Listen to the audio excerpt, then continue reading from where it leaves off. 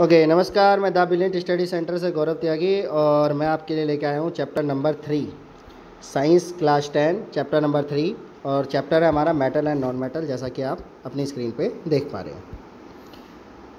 तो एक एक लाइन का मीनिंग हम बताते जाएंगे, समझते जाना है। कोई डाउट हो, कन्फ्यूज़न हो, वहीं रुक के आप पूछ सकते हैं, ठीक है। बाकी रिकॉर्डिंग लाइन भी है तो उस पर आप दोबारा भी सुन सकते हैं। ओके, चैप्टर शुरू होता है हमारा। In class 9th, you have the learn about the various element. You have see that the element can the classified as a metal and a non-metal on the basis of their properties. कि class 9th में आपने बहुत सारे जो है elements के बारे में पढ़ा था, जिसमें आपने ये देखा था कि कौन सी चीज़ें मेटल होती है, कौन सी नॉन मेटल होती है, उनकी प्रॉपर्टीज़ के बेस पे। ओके, तो think of some issue of the metal and non metal in our daily life. What properties did you think of while category element as a metal as a non metal? कि हमारी daily life में बहुत सारे जो resources हैं हम देखते हैं, तो उनकी प्रॉपर्टी के आधार पर हम ये सोचते हैं कि उन्हें किस कैटेगरी में डाला जाए। तो how are these the property related to the use of the element. तो ऐसी कौन सी प्रॉपर्टीज़ हैं जिसके आधार पर हम एलिमेंट्स को बांटते हैं। क्लियर। तो इसमें सबसे पहला आता है हमारा फिजिकल प्रॉपर्टीज़। कौन सी आती है? Physical properties. तो फिजिकल प्रॉपर्टीज़ क्या होती है?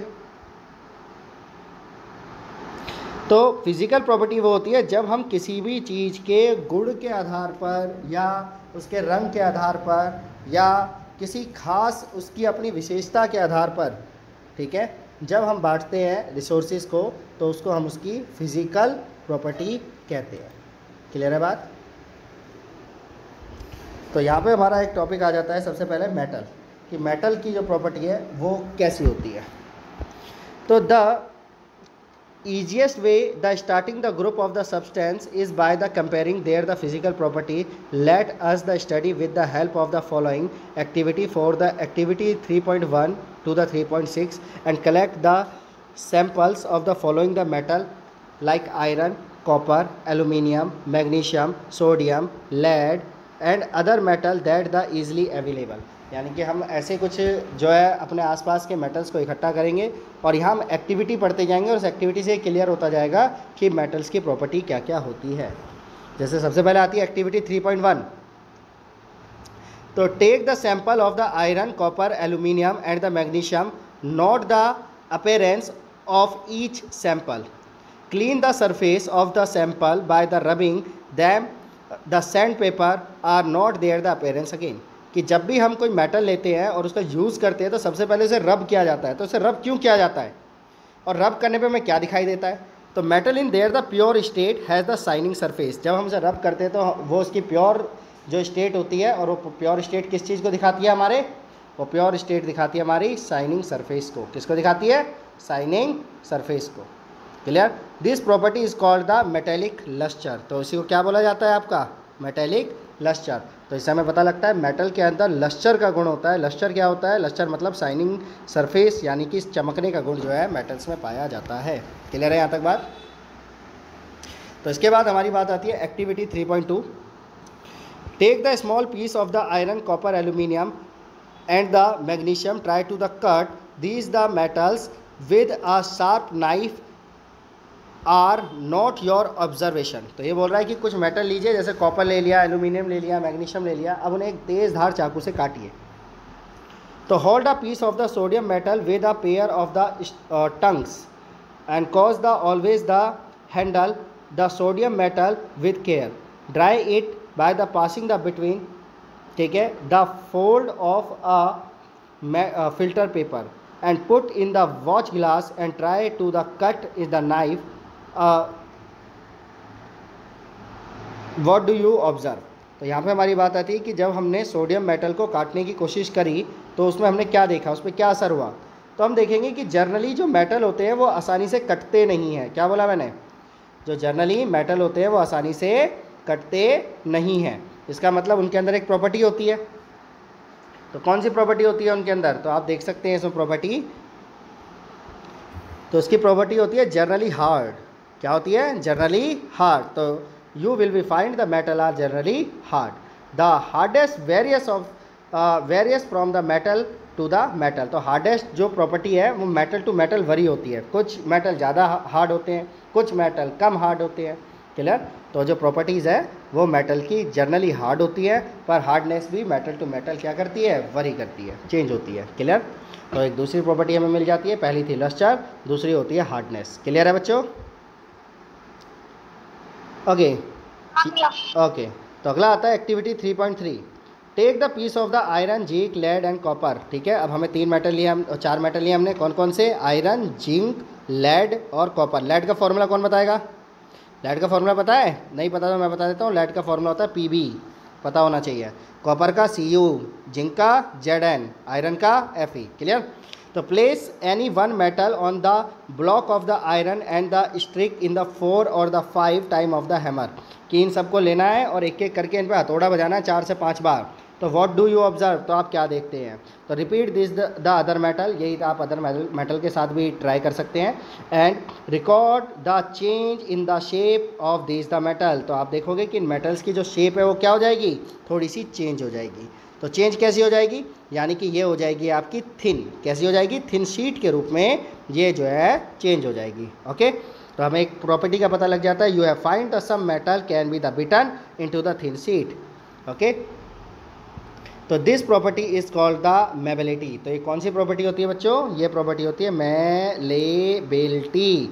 तो ये याद रखना है, MELLEABILITY। ठीक है, मेलेबिलिटी। मेलेबिलिटी एक ऐसी प्रॉपर्टी होती है जिसमें किसी मेटल को पीटने पर वो थिन शीट के रूप में चेंज हो जाती है।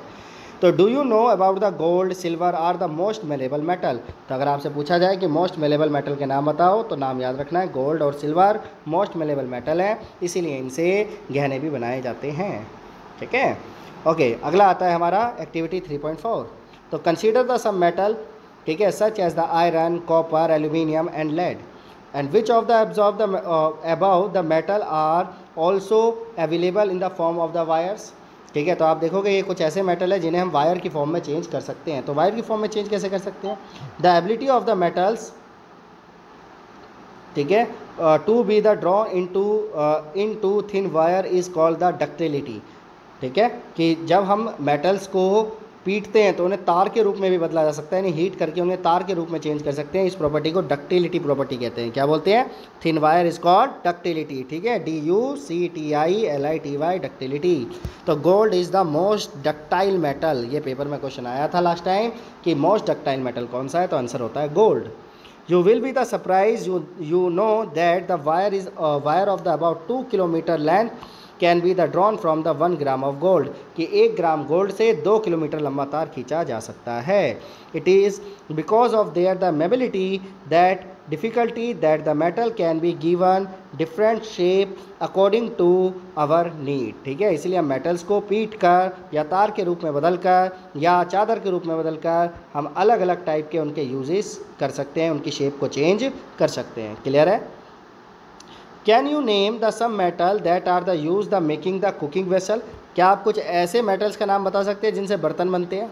बताइए, बर्तन बनने वाले मेटल्स का कुछ नाम। तो बर्तन बनते हैं स्टील से। ठीक है, हाँ, पर स्टील जो है मेटल नहीं होता, पता है आपको? मतलब मेटल तो है पर इट इज़ अ एलॉय। ठीक है, स्टील एलॉय होता है, मेटल है पर वो एक एलॉय है। ओके, तो स्टील जो है हमारा मेटल है। Okay, do you know why these the metal are use for the making the vessels. क्या आप बता सकते हैं कि मेटल का ही इस्तेमाल क्यों करा जाता है बर्तन बनाने के लिए? नॉन मेटल का क्यों नहीं करते? प्लास्टिक के बर्तन क्यों नहीं बना देते? बच्चों के खिलौने होते हैं ना प्लास्टिक वाले, बताओ। क्योंकि मेटल की एक प्रॉपर्टी होती है, वो होती है हीट को ट्रांसफ़र करने की प्रॉपर्टी। क्या प्रॉपर्टी होती है? हीट को ट्रांसफ़र करने की प्रॉपर्टी। तो let us do the following the activity in order. तो एक एक्टिविटी और लेते हैं, एक्टिविटी 3.5। तो टेक एंड द एल्यूमिनियम और अ कॉपर वायर क्लैम्प। ठीक है, this the wire on a stand. तो हमें क्या करना है, एक स्टैंड लेना है, उसके अंदर एक लंबा सा वायर जो है वो फंसाना है। And pin fix a pin of the free end of the wire using the wax. और मोम की मदद से लास्ट में एक कील को चिपका देना है। And heat of the wire with a string lamp. और एक साइड से अब हमें उसे गर्म करना है। ठीक है, एक साइड अलग हमें उसे गर्म करना है। तो कैंडल और a burner near the place where it is the clamp. तो आप देखोगे कि धीरे धीरे क्या होगा, पूरा वायर गर्म हो जाएगा और वो जो क्लैम्प है वो नीचे की ओर गिर जाएगी। What do you observe the some time. तो आप कुछ देर बाद क्या देखते हैं? And note your observation, does the metal wire ठीक है, मेल्ट। तो the above activity show that the metal are the good conductor of the heat and have the high melting point. तो ये एक और प्रॉपर्टी हो गई, मार्क कर लीजिए इसे। मेटल की प्रॉपर्टी है, they are the good conductor of the heat and other that have the high melting point. तो क्या होती है इसमें, हाई मेल्टिंग पॉइंट होती है। क्लियर। अच्छा, एक बच्चे को और लिंक भेजना था, शायद मैं भूल गया, 1 मिनट बैक ले रहा हूँ मैं क्लास को, इन्हें मैं होल्ड करता हूँ। एक अमृतांश को लिंक भेजा। तो अब हमारी बात यहाँ पे आ जाती है कि जो मेटल होते हैं वो क्या होते हैं, हमारे गुड कंडक्टर ऑफ हीट होते हैं। इसके अलावा उनका मेल्टिंग पॉइंट क्या होता है, हाई होता है। ठीक है, तो यहाँ तक हमारी बात हुई थी। तो अब आगे बढ़ते हैं। तो अब हमारी बात आती है एक्टिविटी 3.6। तो यहाँ पे एक एक्टिविटी है, आप देख सकते हैं, जिसमें एक बैटरी है, एक बल्ब है, एक क्लिप है। ठीक है, तो इस तरह की हमारी एक्टिविटी यहाँ पे दिखाई गई है। तो activity 3.6, setup the electric circuit as the show the figure 3.2 and place the metal to be the tested in the circuit between the terminal A and B show. तो does the bulb glow and what does the indicate. तो यहाँ पे बात होती है कि जब हम इसके बीच में कोई मेटल लगाते हैं, जो ये क्लिप दिख रही है हमें ए और बी, अगर इसके बीच में कोई हम मेटल लगाते हैं तो हमारा बल्ब ग्लो करने लगेगा। तो ये ग्लो क्यों करने लगेगा, ये कौन सी प्रॉपर्टी को बताता है, हीट को। गलत जवाब, गुड कंडक्टर ऑफ इलेक्ट्रिसिटी को। किस चीज़ को बताता है, गुड कंडक्टर ऑफ इलेक्ट्रिसिटी को। हाँ जी, you must have see that the wire is the carry the current in our home and have the coating the polyvinyl chloride. ये मार्क कर लो, ये पीवीसी का पूरा नाम है। तो पेपर में क्वेश्चन आता है पीवीसी का पूरा नाम बताओ, तो याद रखना है आपको, पॉलीवेनाइल क्लोराइड। ठीक है, of the rubber like a material. तो ये रबर लाइक मटेरियल होता है जो कि तारों के ऊपर चढ़ाया जाता है। तो why the electric wire coated the such substance. तो इलेक्ट्रिक वायर पे ये सब्सटेंस क्यों चढ़ाया जाता है, इलेक्ट्रिक वायर पे ये जो पीवीसी पाइप की कोटिंग है ये क्यों करी जाती है, ताकि करंट जो है वो ना लगे। क्लियर। आपने देखा भी होगा कि कई बार जहाँ पे करंट आग लग जाती है तो इस पीवीसी की वजह से वो आग थोड़ी देर में अपने आप बुझ जाती है, क्योंकि ये जो है बैड कंडक्टर ऑफ हीट और इलेक्ट्रिसिटी होता है। क्लियर। कौन, पीवीसी। ठीक है। तो what happen when the metal strike a hard surface. तो you do they produce a sound. तो the metal produce a sound. तो अगर आपसे पूछा जाए कि मेटल साउंड करते हैं, तो हाँ मेटल साउंड करते हैं। तो वो किसी भी ठोस सतह से, स्ट्रिक का हार्ड सरफेस, ठीक है, are said to be a sonorous. तो उनसे आवाज़ आती है, ठीक है, और साउंड वो करते हैं। तो can you know say why the school bell are made of the metal. क्या स्कूल बेल मेटल की बनती है, इसी वजह से उसमें आवाज़ आती है। बिल्कुल सही जवाब है ये। जितने भी हमारी स्कूल बेल होती हैं या कोई भी ऐसी चीज़ जो कि मेटल की होती है, अगर वो टकराती है आपस में तो साउंड पैदा होती है। तो क्लियर है यहाँ तक। ओके, तो अगला टॉपिक आता है हमारा नॉन मेटल। तो नॉन मेटल की प्रॉपर्टी क्या होती है, ये तो हमने मेटल की प्रॉपर्टी पढ़ ली। तो नॉन मेटल की प्रॉपर्टी मेटल की प्रॉपर्टी के अपोजिट होती हैं। ठीक है। तो in the previous classes you have learn this are very fine non metal are the compare to the metal. ठीक है, आपने मेटल और नॉन मेटल की कंपैरिजन पढ़ी थी। तो some example of the non metal, अगर आपसे कुछ एग्जांपल पूछे जाए नॉन मेटल के, तो क्या एग्जांपल दोगे आप, सल्फर, आयोडीन, ठीक है, ऑक्सीजन, हाइड्रोजन। ठीक है। तो आपको याद रखना है जनरली सारी गैसेस, ठीक है, क्या बोला मैंने, जनरली सारी गैसेस नॉन मेटल होती हैं। क्लियर।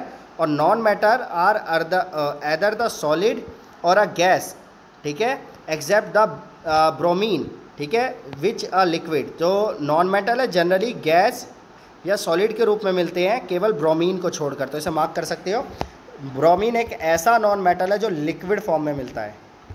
तो अगर आपसे कहीं पे भी क्वेश्चन पूछा जाए कि ऐसा नॉन मेटल बताओ जो लिक्विड फॉर्म में मिलता है, तो क्या होगा, ब्रोमीन। क्लियर है।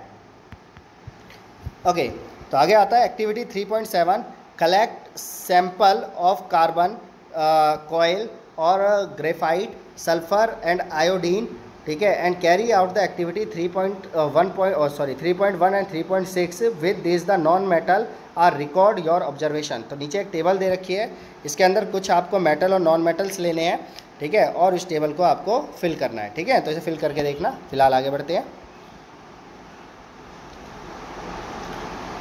Okay, on the observation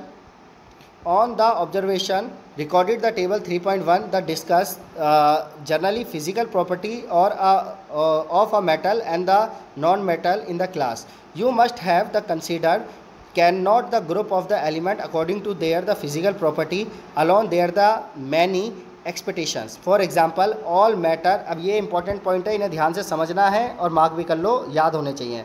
all matter except mercury, ठीक है, all matter except mercury solid at a room temperature, कि सारे मेटल जनरली सॉलिड होते हैं रूम टेम्परेचर पे मरकरी को छोड़कर, याद रहेगा.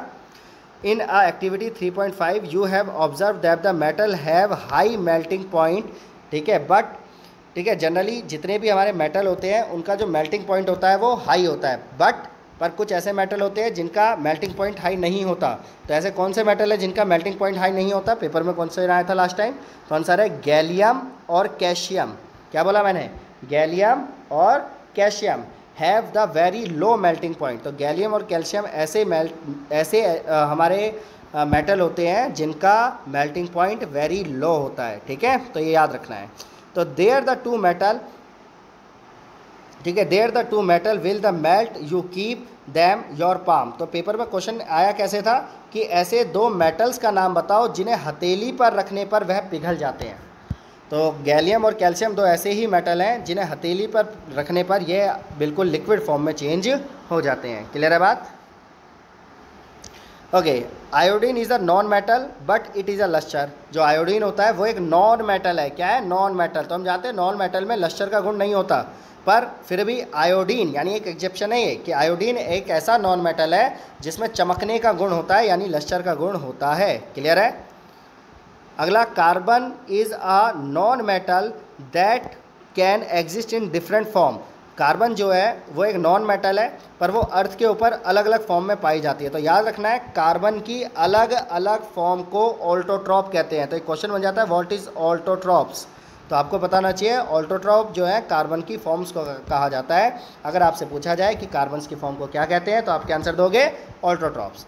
तो इसके कुछ ऑल्टोट्रॉप बताइए. तो ऑल्टोट्रॉप है आपका पहला डायमंड, दूसरा ग्रेफाइट, ठीक है. तो ये कुछ ऐसे ऑल्टोट्रॉप है जो कि कार्बन के ऑल्टोट्रॉप कहलाते हैं. क्लियर है? तो diamond and allotrope of a carbon is the hardest natural substance known and a very high melting and the boiling point. जो डायमंड है वो भी हमारा क्या होता है? एक नॉन मेटल होता है, ठीक है, याद रखना है. पर ये सबसे हार्डेस्ट नॉन मेटल है, ठीक है. जनरली नॉन मेटल हार्ड नहीं होते, पर अगर हम बात करते हैं डायमंड की तो डायमंड हमारा क्या होता है? डायमंड हमारा हार्डेस्ट नॉन मेटल होता है. क्या आपको याद रहेगा? तो इसलिए मार्क कर लीजिए, ठीक है. और इसका मेल्टिंग पॉइंट भी वेरी हाई होता है, बॉइलिंग पॉइंट भी हाई होता है, ठीक है. ओके, तो पेपर में क्वेश्चन आता है एक ऐसे नॉन मेटल का नाम बताइए जिसका बॉइलिंग पॉइंट भी हाई हो, मेल्टिंग पॉइंट भी हाई हो. ओके, तो अगला आता है graphite, another allotrope of the carbon. तो ग्रेफाइट एक अदर हमारा कार्बन का ऑल्टोट्रॉप्स है, ठीक है. बट ये भी क्या करता है? ये प्रॉपर्टी ऑफ मेटल बताता है. कैसे? कंडक्ट ऑफ इलेक्ट्रिसिटी, कि इसके अंदर करंट पास होता है. तो जनरली हम जानते हैं कि जितने भी नॉन मेटल होते हैं उनमें करंट पास नहीं होता, पर ग्रेफाइट एक ऐसा नॉन मेटल है जिसके अंदर इलेक्ट्रिसिटी यानी कि करंट पास होता है. क्या आपको ये क्लियर है? ओके, अगला आता है अल्कलाई मेटल. तो अल्कलाई मेटल क्या होते हैं बेटा? अल्कलाई मेटल वो होते हैं जो जर्नली चाकू से काटे जा सकते हैं, बड़े सॉफ्ट होते हैं, जिनकी डेंसिटी बहुत कम होती है, ठीक है, और इनका मेल्टिंग पॉइंट भी लो होता है, ठीक है. अल्कलाई मेटल तो एग्जांपल है आपका लिथियम, सोडियम, पोटेशियम, याद रहेगा. आर द सॉफ्ट, ठीक है, that they can not be cut with a knife, ठीक है, और सॉरी कैन नॉट नहीं, कैन बी कट, ठीक है, कि इन्हें चाकू से काटा जा सकता है. They have the low density and low melting point. तो element can be more clearly classify as a metal and the non metal, ठीक है, on the basis of their the chemical properties. Clear? तो हमने अब यहाँ तक हमने जान लिया फिजिकल प्रॉपर्टी के आधार पर कि मेटल और नॉन मेटल्स किस तरीके के होते हैं. पर अब हम किसकी बात कर रहे हैं? केमिकल प्रॉपर्टीज़ की, ठीक है. तो अब हम ये जानेंगे कि केमिकल प्रॉपर्टी के आधार पर मेटल और नॉन मेटल को कैसे बांटा जाता है. क्या यहाँ तक क्लियर है सबको? हाँ भैया. ओके, तो अब अगला टॉपिक आता है हमारा एक्टिविटी 3.8. तो take a magnesium ribbon and the some powder, the magnesium ribbon and collect ash from and the dissolve them in water. To test the resultant the solution with the both red and the blue litmus paper, it is the product formed on the burning magnesium acid or a base, and how burn sulfur powder and place a test tube over the burning sulfur, the collect the fans and produced.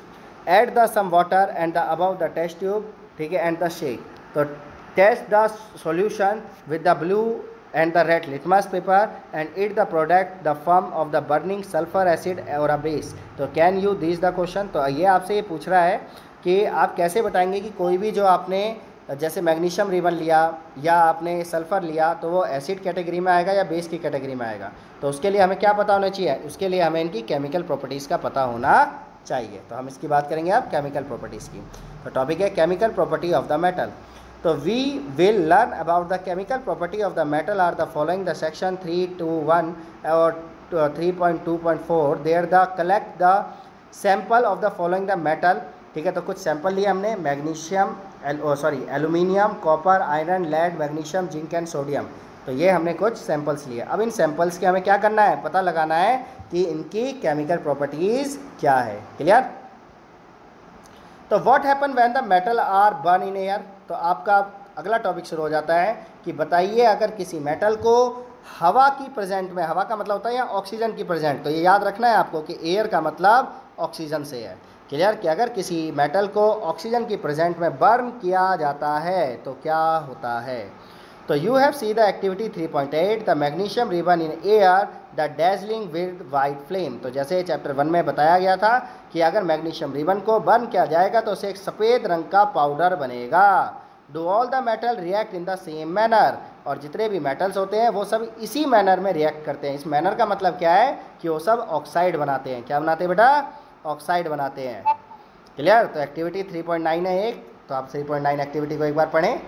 तो activity है the following activity need the teacher the assistance. ठीक है, it would be the better if the student wear the eye protection. कि teacher की presence में करें ताकि आंखें बच सकें वरना आंखें जल सकती है. Hold any sample, take the above the pair of the tong and try to the burning over the flame. Repeat with other metal sample and collecting the product in the form let the product and the metal surface cool down. So which metal burn easily? When what flame color did you observe when a metal burned, and now does the metal surface appear after burning? And arrange the metal in the decreasing order of their the reactivity toward the oxygen. तो यहाँ पे हमें क्या करना है, हमें सभी metals को एक एक करके रिएक्ट कराना है और जानना है कि मेटल के जो है डिक्रीजिंग ऑर्डर में किस तरह से हम उन्हें अरेंज कर सकते हैं. किस आधार पर, बर्न इन एयर के आधार पर. तो हम ऑलरेडी ये पढ़ चुके हैं कि almost all the metal combined with oxygen. ठीक है, to form of the metal oxide. कि जितने भी हमारे मेटल्स होते हैं ऑक्सीजन की प्रेजेंट में बर्न करने पर मेटल ऑक्साइड बनाते हैं. क्लियर है. फॉर एग्जांपल, अगर हम एग्जांपल की बात करें तो हमारा एग्जांपल आता है कि copper is heated in air, it combine with the oxygen to form a copper oxide, a black oxide. तो आपको याद रखना है, पेपर में एक लास्ट टाइम क्वेश्चन आया था कि ब्लैक ऑक्साइड कौन तैयार करता है. तो ब्लैक ऑक्साइड कॉपर तैयार करता है. क्यों, ऑक्सीजन की प्रेजेंट में ये बर्न होकर क्या बना देता है, कॉपर ऑक्साइड बना देता है. याद रहेगा. Okay. Similarly aluminium from the aluminium oxide. कि अगर हम एल्यूमिनियम को लेंगे तो एल्यूमिनियम ऑक्साइड तैयार हो जाएगा. तो इससे हमें पता लगता है जितने भी मेटल होते हैं वो ऑक्सीजन के साथ रिएक्ट करके ऑक्साइड बनाते हैं. Clear. Recall from the chapter 2 how the copper oxide react with the hydrochloric acid. तो we have learn that the metal oxide are the basic in nature. ठीक है. अब यहाँ पे हमें एक चीज़ और ध्यान रखनी है कि अगर हम ऑक्साइड को लेते हैं, ठीक है, और उसे एसिड से रिएक्ट करते हैं, ठीक है, तो मेटल ऑक्साइड जो होता है are the basic in nature. तो ये मार्क करने वाली बात है कि मेटल ऑक्साइड का जो नेचर होता है वो बेस नेचर होता है. ठीक है. कैसा नेचर होता है, बेस नेचर. और हम उसमें अगर हाइड्रोक्लोरिक एसिड मिला देंगे तो एसिड प्लस बेस क्या बना देगा, आपको पता है. तो एसिड प्लस बेस न्यूट्रल बना देगा. क्लियर. तो some metal oxide which as aluminium, ठीक है, oxide, zinc oxide as the both acid as well as base. पर कुछ मेटल ऐसे होते हैं जिनकी प्रॉपर्टी एसिड और बेस दोनों की होती है. तो एक चीज़ याद रखनी है, मेटल ऑक्साइड जर्नली, ठीक है, बेसिक नेचर के होते हैं, बट कुछ मेटल ऐसे होते हैं जिनकी प्रॉपर्टी एसिड और बेस दोनों से मैच खाती है। क्लियर? तो वो मेटल कौन से होते हैं? तो आप मार्क कर लीजिए, एल्यूमिनियम ऑक्साइड और जिंक ऑक्साइड कुछ ऐसे मेटल हैं जिनकी प्रॉपर्टी एसिड और बेस दोनों की होती है। क्लियर रहेगा?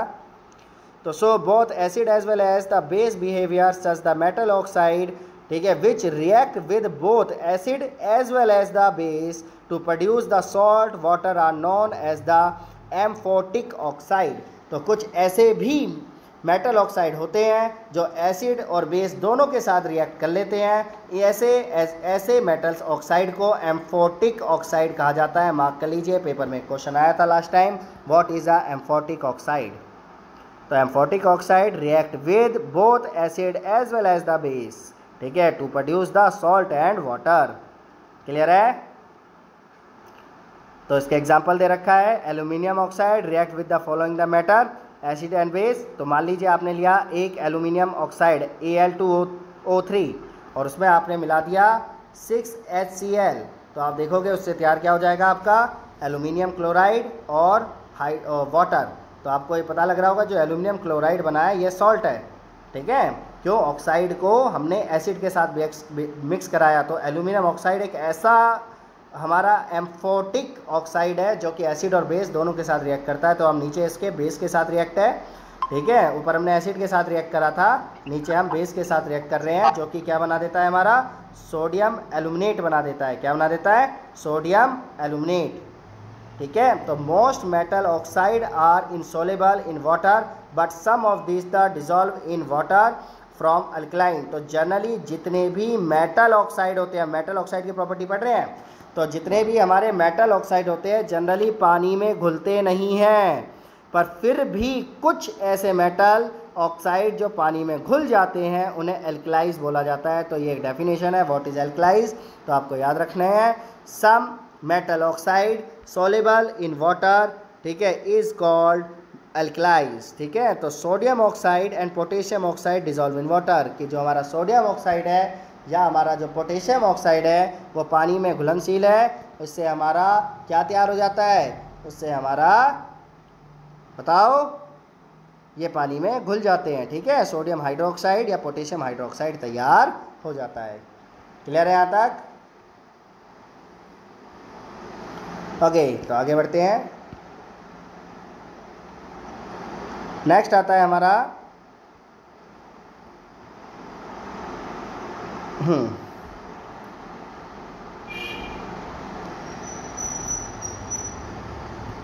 Okay, we have observed in the activity 3.9 that all the metal do not react with the oxygen at the same rate।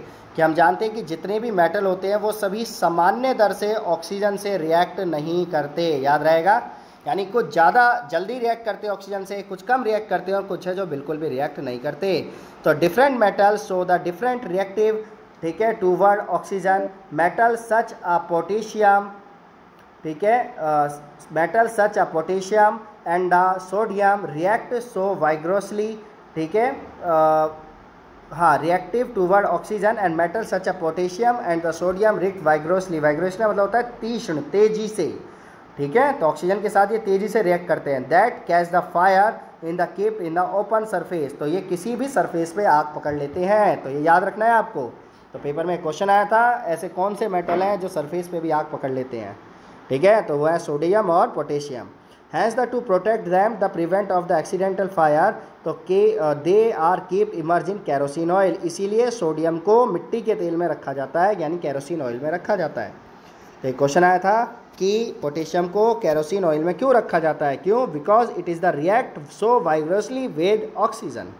Okay, at the ordinary temperature the surface of the metal such as the magnesium, aluminium, zinc and lead are the cover with the layer of oxide। और कुछ metal ऐसे हैं जो oxygen के साथ generally react करके, ordinary temperature पे react करके ऑक्साइड लेयर बनाते हैं। तो ऐसे कौन से हैं? मैग्नीशियम, एल्यूमिनियम, जिंक और लेड। तो ये भी एग्जाम का क्वेश्चन है कि ऐसे ऑर्डिनरी मेटल कौन से हैं जो ऑर्डिनरी टेम्परेचर पर ऑक्साइड लेयर बनाते हैं। Okay, the protective oxide layer prevent the metal, पर ये ऑक्साइड लेयर का इन्हें फ़ायदा होता है। फ़ायदा क्यों होता है? इससे इनका कोरेजन रुक जाता है, ठीक है, तो ऑक्साइड लेयर क्या रुक जाती है?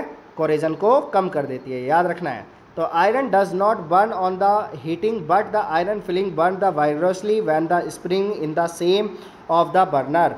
तो जो आयरन फिलिंग होती है, अगर हम आयरन की बात करें तो जो आयरन होता है वो जनरली तेज़ी से ऑक्सीजन से रिएक्ट नहीं करता, धीरे धीरे करता है। बट जो आयरन फिलिंग होती है, आयरन फिलिंग क्या होती है, छोटे छोटे टुकड़े आयरन के, तो वो जनरली आयरन से रिएक्ट कर लेते हैं और उनमें वाइगोरसली जो है आग लग जाती है, यानी तेज़ी से वो हीट हो जाते हैं। क्लियर है?